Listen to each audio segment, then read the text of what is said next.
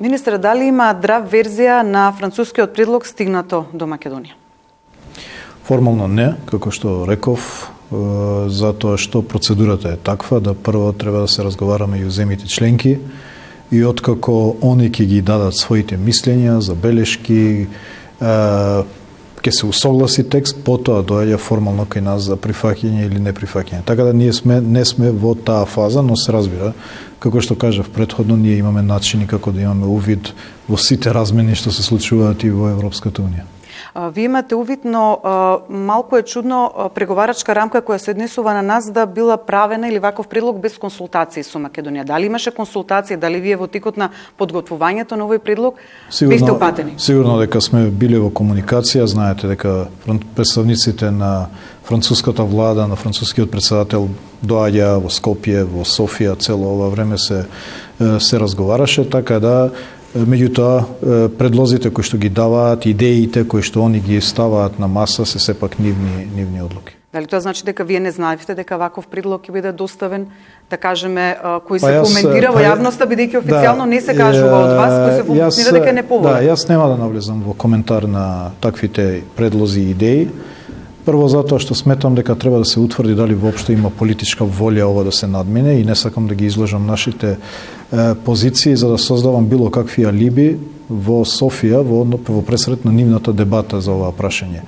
Ние сме биле во комуникација и се уште сме секојдневно во комуникација и со француското председателство и со земјите членки по однос на тоа кои се нашите позиции, кои се нашите очекувања, меѓутоа како што реков нема да дозволиме да бидеме алиби во пресрет на бугарската дебата. Они беа се кочничари на овој процес, треба да видиме кои ќе бидат нивните позиции, а се разбира потоа ќе се вклучиме и ние со нашите позиции, кои што и сега ги комуницираме со земјите членки, во тој јавен дискурс нема да дозволиме да бидеме ничии алиби.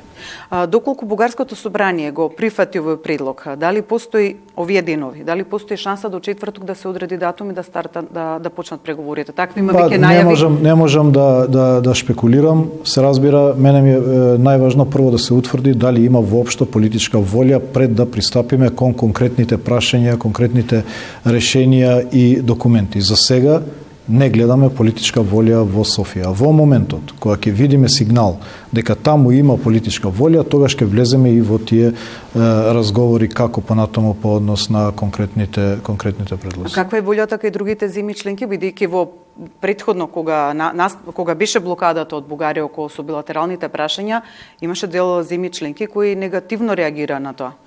Се разбира, и они го добиле документот пред неколку дена, така да го разгледуваат, веќе дел од нив ги комуницираат нивните ставови со нас, ние ги комуницираме со нив нашите ставови.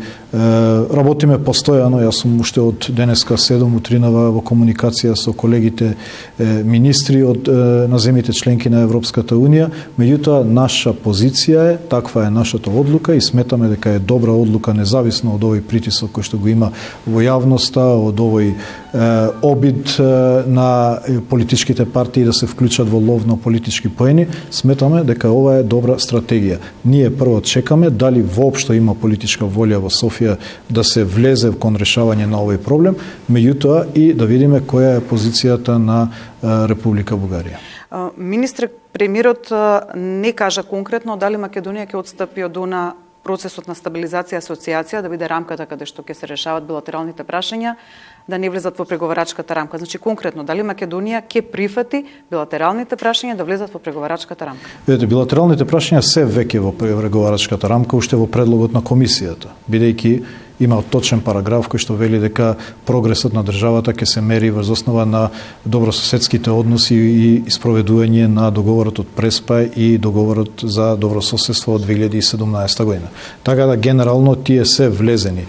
Дали ќе дозволиме да има посебно поглавје во кое што овие прашања ќе бидат како услов за за членство во Европската Унија или пак ќе дозволиме историските прашања да бидат бенчмаркови за отварање и затварање на поглавја, тоа сигурно нема да го прифатиме и да дозволиме. Но зборуваме тука за учебници во овој контекст, значи на францускиот предлог учебници, зборуваме за прифаќање на македонскиот јазик со унилатерални декларации каде што ќе се отвори простор во европски документ да влезе буквално она што го бараше Софија дека го негира. Не, мислам дека се тоа шпекулации.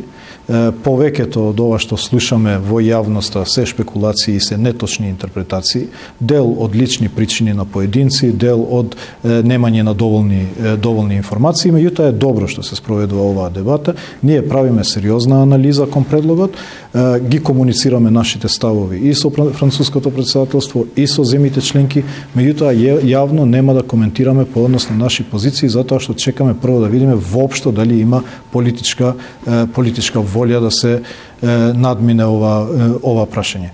По однос на јазикот, ние сме кажале уште претходната влада, па и сегашната, дека португалскиот предлог е основа за решение, исто така и по однос на билатералните прашања, дека ниту ќе се дозволи, ниту да има посебно поглавје, ниту историските прашања да бидат бенчмаркови или предуслови за придвижување напред во процесот. Значи за јазикот исто нема да прифатиме унилатерално декларација? Нема да коментирам по однос на овој предлог, меѓутоа секојаш наш став бил дека португалскиот предлог е основа за надминување, односно дека нема да прифатиме било какви квалификување на јазикот во преговорачката рамка, па ниту во Европската Унија, односно дека македонскиот јазик ќе биде еден од 25 службени јазици на Европската Унија без никакви додавки и надополнување.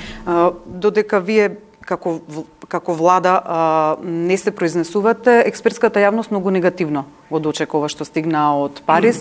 Големи критики од поранешниот шеф на дипломатијата дека ова би било комплетно фијаско на македонската дипломатија. Експертите сметаат дека е многу лошо со билатерализација, поточно дека Софија ќе не кочи на секој чекор. Кој е вашиот коментар? Легитимна е дебатата и треба да ја има таа дебата. Се разбира, треба да се имаат сите информации пред да се пристапи.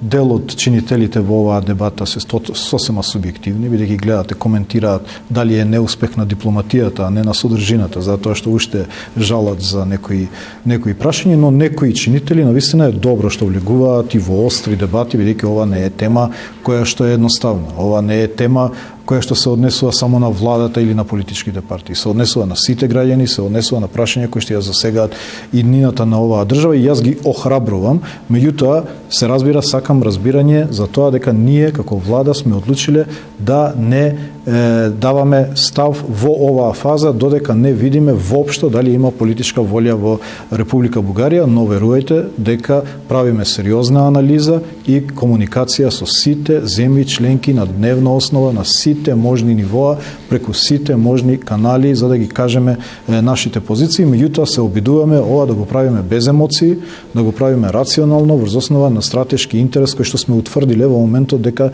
ова е најдобриот начин како тој интерес државен да го промовираме и да го зачуваме. Министре, имам уште две прашања. Едното е, имавте постојано го искажувате став дека се што ќе стигне поврзано со преговорите со пристапувањето ќе оди пред пратениците во собрание. Ќе го презентирате, но дали ќе го барате нивното да од собранието за да се оди понатака? Мислам дека собранието има изгласано декларација во парламент со унанимитет кој што ги исцртува рамките на нашата позиција. Доколку би се излегло од тие рамки, се разбира дека би барале амин од собранието. Се додека сметаме дека сме во рамки на декларацијата, мислиме дека имаме мандат да продолжиме да разговараме. И последното прашање ми се однесува околу информацијата која стигна денеска од Бугарија околу протоколот дека е доставен до Македонија, протоколот за спроведување на договорот за добрососедство.